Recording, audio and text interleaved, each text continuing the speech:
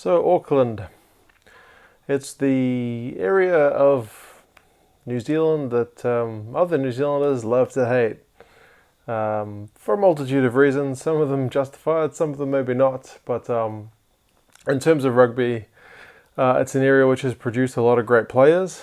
But in recent years, it's kind of been the place that if you want to develop and improve, it's the place you leave. So you might be from Auckland, but you're better off going to the Crusaders, Chiefs, Hurricanes, Highlanders, if you want to develop into a better player and push for the All Blacks. So a few discussions I've had recently with some of you guys in the comments have kind of got me thinking, like, yeah, Auckland's had a lot of players that have left Auckland to do well. I wonder if we could make a 15 of just players born in Auckland, and how good that would they be? I bet that'd be awesome. So I've had a go at it. In Auckland, born 15. So my criteria for this were they have to be playing Super Rugby this year, so none of these overseas guys, and they have to be born in Auckland. So not just kind of raised in Auckland, born in Auckland. Like if you move to Auckland, even if you're like a long-term Auckland stalwart kind of player, if you weren't born here, you're not considered. And likewise, if you were born in Auckland but left Auckland at a young age, you're in my sights. So yeah, it's a mixed bag. There are some areas of the team which look pretty nice, and other areas which might get pushed around if they were on a Super Rugby field against some other areas. So let's have a look. My loose head from the Blues. I'm going with Hodgman. To be honest, there weren't a whole lot of choices. That's not to say he's not a decent player. So he plays for Canterbury in the Mitre 10 Cup. Usually a backup guy for the Blues under Tana, but he's had the starting spot a few times. Got injured recently. Solid but not spectacular pick. In terms of top New Zealand loose heads, probably quite far down the pecking order. So not a world-beating pick here. Not exactly like a busting pick to get us off the ground. Next, he's got a double-barreled surname, so in terms of saving space, I'm just going to go with the latter. So Brendan Paenga-Amosa, he plays for the Reds. He's that 22-year-old kind of breakthrough hooker who's doing pretty well under Brad Thorne's tutelage. So he's one of these guys. He was born in Auckland, left, I'm pretty sure, at a quite young age, and has been in Australia for a long time. I think mostly Sydney, but also been in Melbourne and Brisbane. So yeah, again, there weren't a whole lot of choices for the 2 jersey, but he does look like a guy who's got a bit of potential. And yeah, he seems to be improving. Looks kind of dynamic, and like I said, at 22, he's kind of a high energy young player. At tight head, make sure I get the spelling right.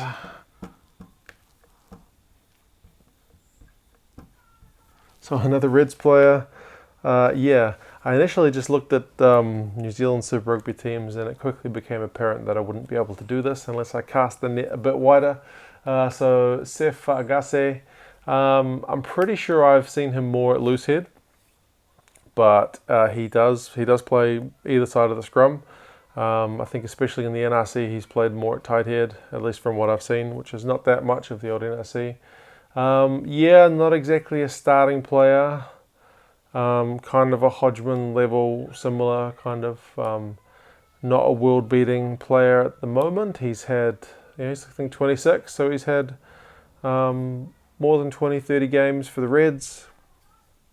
Solid pick, but not one that you'd really get excited about. So a front row of Hodgman, Amosa and Fagase is not yeah, it gets better, let's put it that way. In the locking department, so another guy with a double-barreled surname. I'm going with Kauli Tuioti from the Blues. So he's a guy who's coming along nicely. He's not a Sam Whitelock. He's not a Brodie Retallick. He's not a He's not a Coleman, he's not a Etzebeth, but he's what, 25, 26? Yeah, he's coming along. He's 196 centimeters, 110 kilos, got a bit of bulk. He can jump, he can get around the park. He's a Super Rugby level player. So again, he's not a world class lock, but he's all right. Next,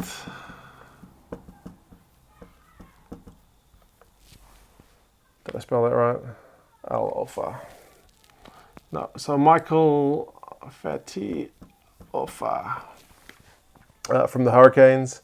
So I've picked him. There weren't a whole lot of choices at lock as well, to be fair. But to counter a bit of height lacking with Kale Tuioti, Fati Alofa is a bit taller. I think he's almost 2 meters.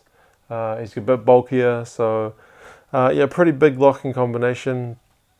I'm not talking like Will Skelton big, but who is? But yeah, at Super Rugby level, having these two guys in your second row, you wouldn't be worried about your performance. I think if it was a test team, then you might be scratching your head. But for this level, I think it's good. Here's where things start to get a bit better. On the blind side, I've gone with Jordan Taufua from the Crusaders.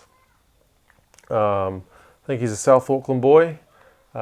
Big ball runner, tough. Again, he's kind of in his prime when he's 26. Hard tackler, really good engine on him. So, definitely a good guy to have on the blind side. Kind of that Kaino-esque player. I considered Kaino, but he was born in American Samoa. So, no Kaino. Next, a shocker in terms of the rivalry. Kieran Reid, Crusaders captain, who's played for the Crusaders for yonks. He was born up here. Still at the southern tip of Auckland. He was born in Papakura. So only just born in Auckland, but that still counts as Auckland. So yeah, he is going to claim him as an Auckland boy. Like I said, All Blacks captain, great hands, just a good leader, all-round player. So he gets in a lot of teams. 32, so he brings a bit of experience to the team. A lot of young guys. I think all these guys are well under 30. So he's probably the captain of my team. Team of Aucklanders. Next, another guy who's playing down south, Dylan Hunt. So I should have mentioned this at the start, but a lot of the research I did for this is partly based from Wikipedia. Sometimes I could find a second source to make sure these guys were indeed born in Auckland. The closest I could find with Hunt is that he hails from the North Shore and went to Westlake Boys College, which is one of the high schools over on the North Shore of Auckland. So I'm assuming he was born in Auckland. Hails from Auckland is the closest I got. But he's 23, young up and coming, open side, got that game against the French 15 for the All Blacks. So big things for him, high potential player.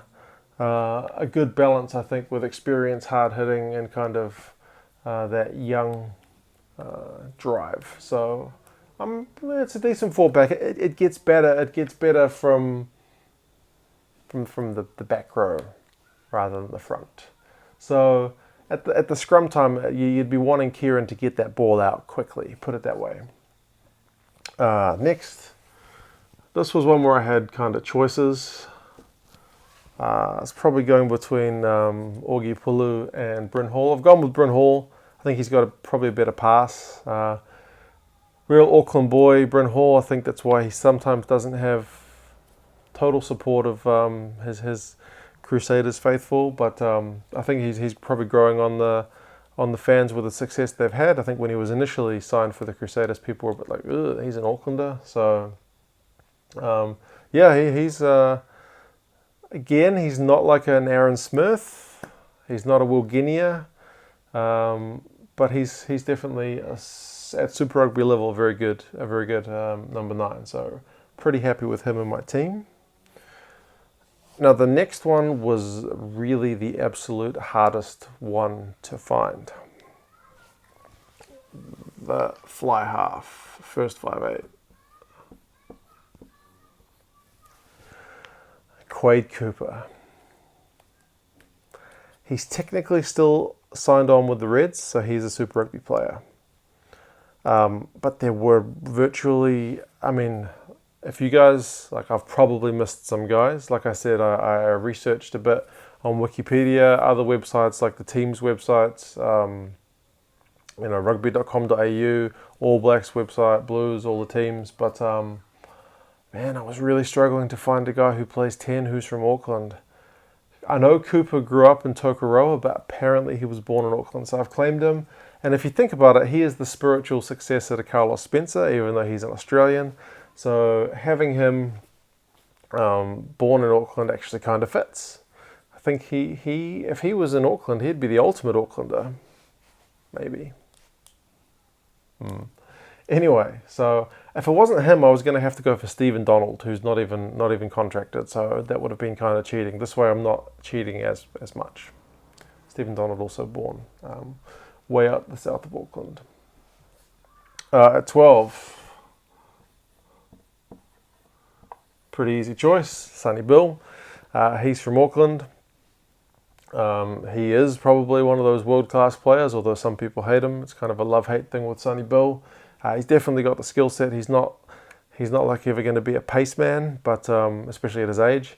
But he's just got those offloading and the way he draws players to him. He's probably a good man to have outside Quade Cooper, especially because they're good buddies. So yeah, that's a good fit. They should get on real well. Next, outside centre, gone with Vince Aso from the Hurricanes. He moved down from Auckland to play a few years ago now. Says he's loving it down in Wellington, but he's still from Auckland, so we'll put him in at outside centre. He's looked good there for the Hurricanes when he's played there. I know he spent a lot of time on the wing as well, but equally capable of playing at 13. Kind of a good guy to complement Sonny Bill's skill set with a bit of raw pace. So yeah, good centre pairing, I reckon. On the left wing,